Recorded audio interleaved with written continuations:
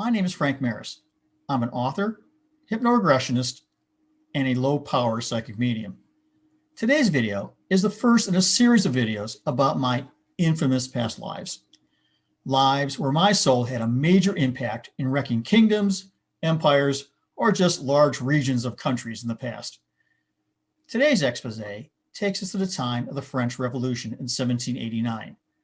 There, my past life lechery and incompetence led to the beheading of the French Queen, Marie Antionette. How I discovered this past life story is told in the second half of my book, Soulmates, A Psychic Love Affair. This story starts with one of my soulmates, Dawn. I couldn't use her real picture, but she does look like this. All of my female soulmates in this life are attractive and psychic.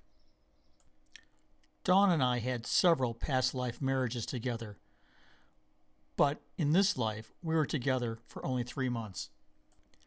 I helped Dawn develop her psychic skills to the point where she was able to tell me about 3 of our mutual past lives. One day we were meditating together. Suddenly her eyes popped open and she told me about a vision that she just received. This one had a different perspective, where she was looking through the eyes of another woman from the past, although Dawn did not live in that life.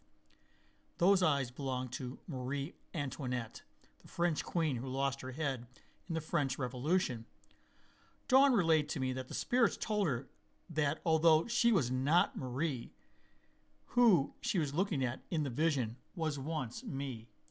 She said she saw an older man dressed in very fancy and expensive 18th century attire. My hair was silver and tied back in the hairstyle of the time. She said my name was Pierre and that Marie was alone with me to engage in a private discussion. As she started to speak, the lecherous Pierre tried to kiss and seduce her. Marie was repulsed and dressed down the rude courtier. As I will explain later, the future of France and Europe could have changed based upon how Marie handled this outrageous affront to her.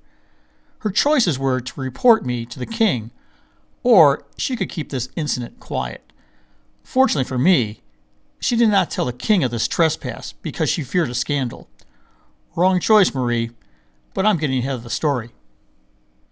With the clues that Dawn provided me, I found out that Pierre was Baron Pierre Victor de Bensenval, commander of the Swiss Guard regiment that guarded the French royal couple.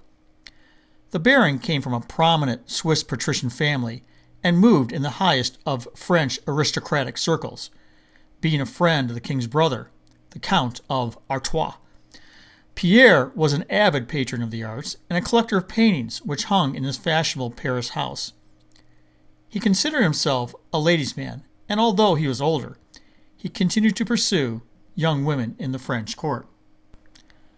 During the start of the French Revolution in 1789, King Louis XVI named de Bensenval as the commander of all French troops in the city of Paris. When the rioting started on July 12th, a unit of cavalry troops confronted the rioters and beat them back.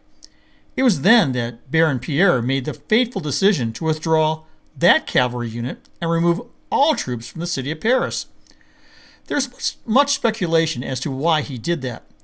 The satirist Rivarol wrote that he let the Bastille be taken because he was afraid that if the rioting became too widespread, they would pillage his house, in which he had just had an entire apartment painted and charming baths installed.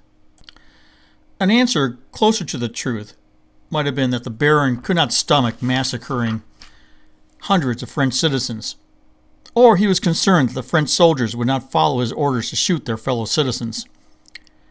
He probably feared that his soldiers would mutiny against him. In either case, the Bastille fortress, which contained large stores of ammunition and gunpowder, was undermanned and could not withstand a siege from the surrounding mob. Thus, the Baron's decision to retreat directly resulted in the storming and the loss of the Bastille to the revolutionaries. Once the revolutionaries had captured the royal ammunition, the revolution was unstoppable. On the evening of July 12th, the Baron returned to the Versailles Palace, where he found himself besieged by rumors that he'd be arrested or assassinated because of his failure.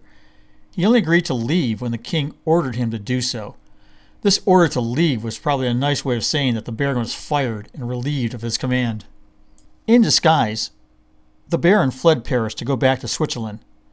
On July 28th, Pierre was captured by the revolutionary forces and imprisoned.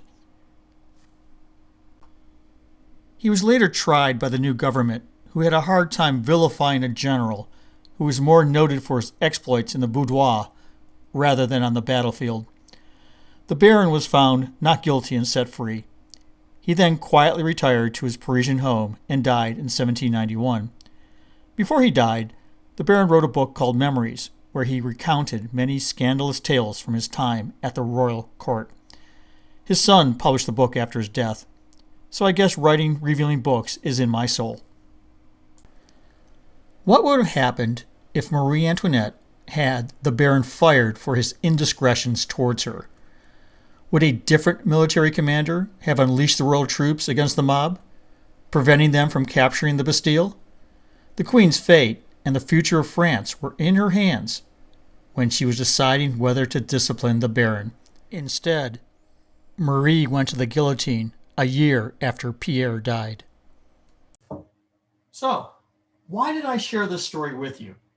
My mission is to teach high-level spirituality through entertainment. So, what did this video show us?